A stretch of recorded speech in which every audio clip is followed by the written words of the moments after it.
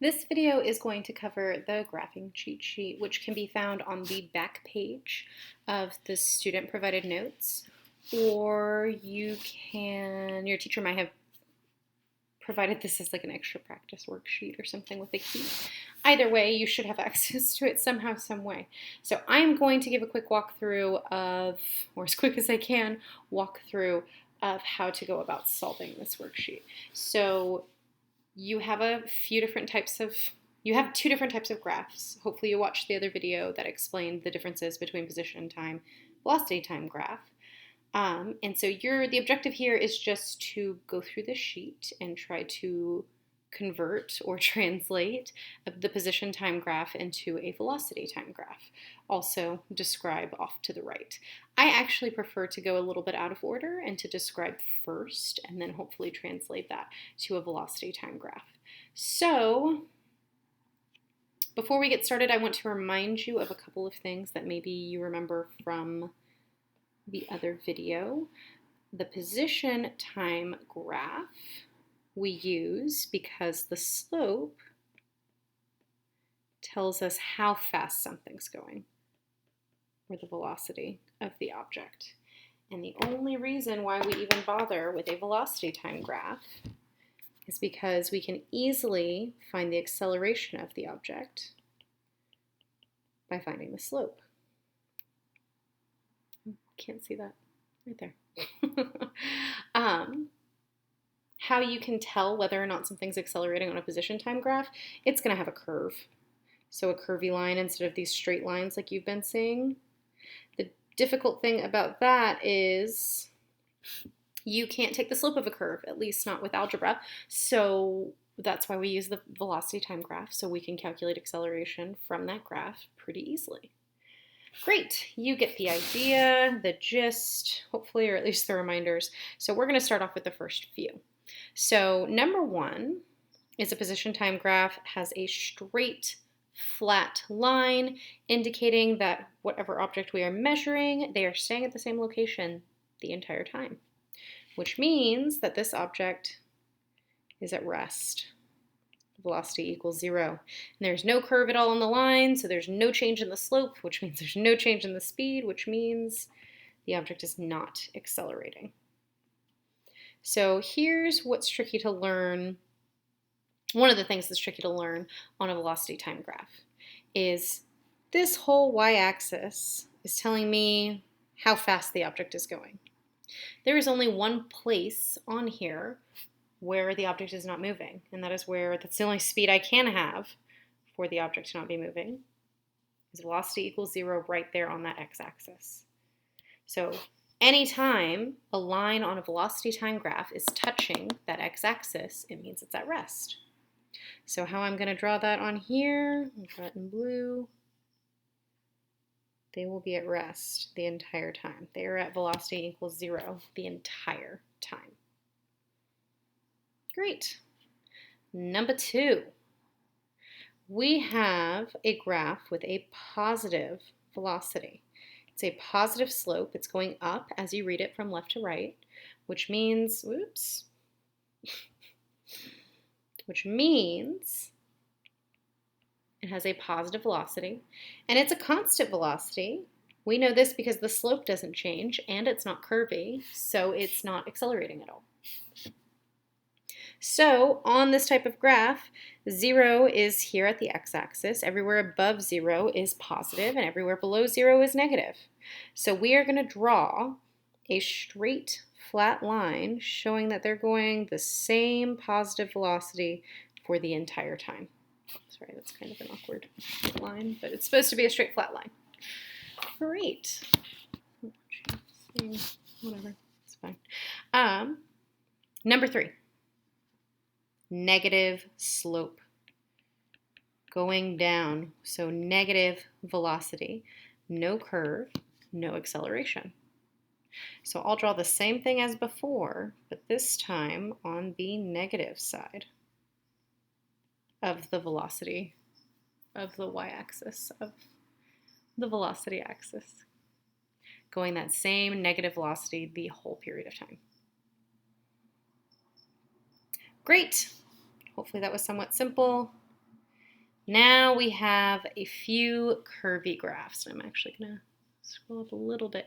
These are all the different types of acceleration graphs you are going to see in this class. So they are all curvy. So I'm going to kind of say that over here. So curvy equals acceleration. And that is only true on a position time graph. In this class, you are not going to see a curvy velocity time graph. So this means that I definitely know all of these objects are accelerating. Oops, I want to write that somewhere else, just a little bit over. All of those objects moving are accelerating. They're all curvy. So now what else can we figure out about the object? We don't know whether it's positive or negative acceleration, but something that's easy to tell from a graph is the velocity. Is it positive or negative velocity? You can tell that by looking at the direction the line is moving. As I'm reading from left to right, for number 4, the object is moving upwards in the y direction, in the positive y direction. So I definitely know I have a positive velocity in that case. So now, is the object getting faster? Is it getting slower? How can we tell? Well, we decided up here that a perfectly flat line on a position time graph means that the object is at rest, right? So we could write that up here for our shapes to help us. Go back to what you know. If you're ever confused and you look at a graph and you're like, I don't even know where to begin. Look at what you know. It starts off kind of flat, so close to rest, and then it gets less and less flat as we go. This line, this object is definitely, this line is indicating that this object is speeding up, getting faster, okay? So for an object to be getting faster, both the acceleration and the velocity need to have the same sign or need to be happening in the same direction. I did a very cute little stick figure drawing where I tried to indicate that if somebody's moving one way and somebody else wants them to speed up, you would push them in the same direction they are already moving, be that positive or negative, it doesn't matter. But if they're speeding up, the signs need to match. If the object is slowing down, it's because those signs are working against each other somehow, some way. Great. A lot of words. How to translate that into a velocity time graph. Velocity time graph. We know positive acceleration, which on a velocity time graph, oh my goodness, gives me slope. And I know positive velocity, so I'm going to draw that on the positive side of the graph. So this just means slope on a velocity time graph. So I'm going to draw a line on this side of the graph with a positive slope, so it's going to look something like this. And you can see that I start close to rest and I get further and further away from rest as I move away from that x-axis. Sweet. Now the next problem. So we have an object, number 5, it definitely has a curvy line. But what can we tell about the velocity of the object? I think it has negative velocity. It is trending down as you move from left to right. So negative velocity, is this object slowing down or speeding up? Speeding up. I know some of you, it's probably hard to tell, but the same idea, right? The line starts off kind of flat and then gets steeper and steeper as you go, indicating it's getting faster. Okay? So this is also speeding up. The difference between these two lines is this one's speeding up in the positive direction and this one's speeding up in the negative direction. So what sign would that acceleration have to be in order for the object to be speeding up? The same as velocity, so negative. They have to be working together for the object to speed up. So how I draw this on a velocity time graph, it has a negative velocity, so I'm going to draw it down below with a negative slope. And look at that, it's getting further and further away from rest, meaning that it's speeding up. Great. So next one, number 6. This object, or this line, as you read from left to right, is going up, even if it looks like it's going less and less up as you read it. This means that it has a positive velocity, positive slope, positive velocity. But it's the opposite of the two graphs we first looked at. It starts off kind of steep, and then it gets flatter and flatter and flatter. It almost looks like it's completely flat at the end, meaning it's approaching rest. If you're going towards rest, that means you must be slowing down, which means your signs, your acceleration, your velocity signs must be working against each other. So that has to be a negative acceleration. So how I would draw that on a velocity time graph, positive velocity, 0, negative velocity. It's a positive velocity, so I'll draw it on top. But this is the slope of a velocity time graph, so I'm going to draw it with a negative slope. So it's going to look something like this.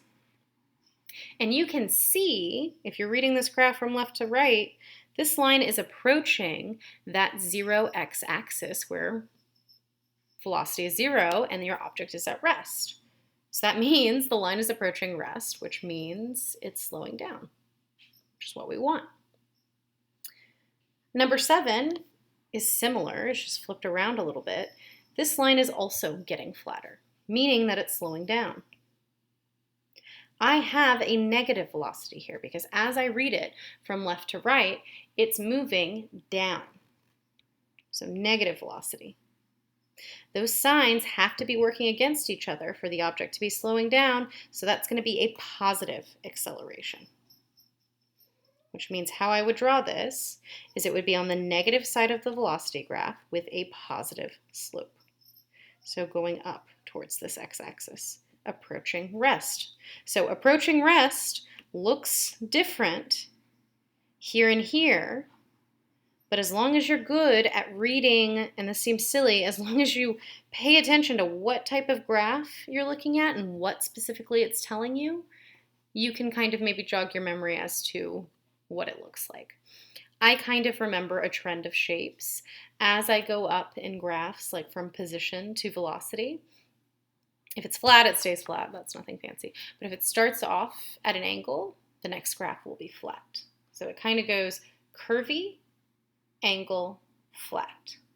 So if the position time graph is curvy, angle, the next one would be flat. If we did an acceleration time graph, but that's not your problem, at least not right now. But if it starts off flat, it falls down, or sorry, if it starts off at an angle, falls down flat. If it starts off curved, it goes to an angle. It's kind of a progression. That's another way I kind of remembered some of these.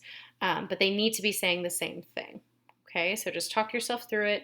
And the difference between these two slowing down ones is this is happening, this is getting flatter, but in the positive direction.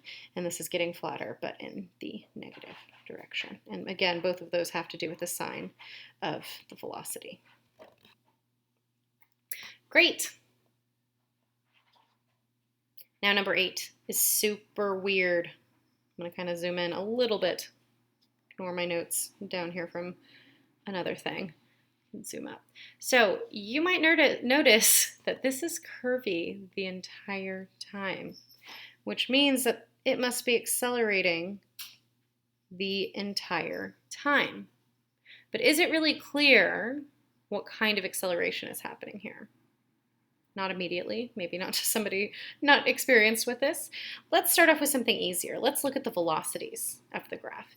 And maybe it'll be easier if we kind of ignore and other parts of the graph and pay attention to just one part at a time.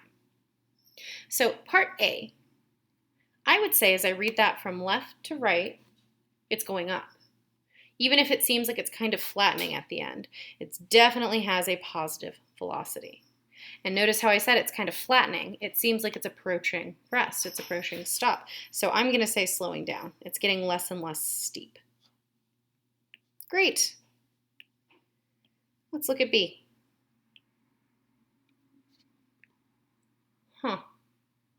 Looks weird. It looks like it's kind of flat at the top, right? I'm not really sure how to deal with that. I mean, I am, but I'm just pretending I'm you. So I'm just going to skip that. We're going to look at the last little bit. Oh, it looks like it's starting off kind of flat, but it's getting steeper. Okay. Well, it definitely has a negative velocity because as I'm reading from left to right, it's going down. And I think it's actually getting faster. It's going from being relatively flat to getting faster. So if I kind of describe what the motion is doing, and I remember that slowing down, they have to oppose to each other, but speeding up, they have to be the same sign. If I'm slowing down at the beginning, I have to have a negative acceleration. If I'm speeding up at the end, that means I also have to have a negative acceleration. I'm going to erase my little scribble right here. So I went from positive velocity to negative velocity. What number must I have passed? English is hard for me. What number must I have passed to go from positive to negative? I must have crossed 0. So this is kind of what that looks like on here. Very, very briefly at B, the velocity is 0. But if you notice, it's curvy the whole time, and it probably fits the pattern we already looked at, we already examined. So it has a negative acceleration the entire time. An example of this graph, I do this in class, so don't think I'm that weird, but an example of this graph would be positive velocity on the way up. That's the y-axis. We will get to that. But positive velocity on the way up because it's going up. Negative velocity on the way down, briefly at rest at the top. Why do you think it has a negative acceleration the whole time? What possibly could be, remember accelerations are caused by forces, what force could be pulling on it in the negative direction? Down. Gravity. This is what a graph would look like of an object in free fall, which we will get to if it's tossed up into the air, which is our very next lesson. So I know you're super excited about that. It means we get to drop things and throw things. That's exciting. Anyways, I know you're all anxious for this to be over. So this would be an example of changing directions, which I talked about briefly when I was explaining that chart in the other video. How that would look on a velocity time graph. It starts on the positive side, briefly touches 0, ends on the negative side, and it has a negative slope the whole time. It'll look something like this. Kind of crazy, right? Briefly at rest as it crosses the x-axis, which is what that looks like here. It goes from positive velocity here to briefly at rest to negative velocity here. And look, it's getting faster in the second half. That's what's happening here. It's getting away from 0, and it's getting slower in the first half. It's approaching 0 in the first half. Cool. I think we answered this part on top. Slope of the line for a position time graph is velocity. Slope of a line, they give you a hint here, acceleration. If you are still in remote learning when you're watching this video, take advantage of this chart. I hope you filled it out. At-home tests are amazing. Use what you can. Take the help that you can while you can. Cool. Ask your teacher if you need help.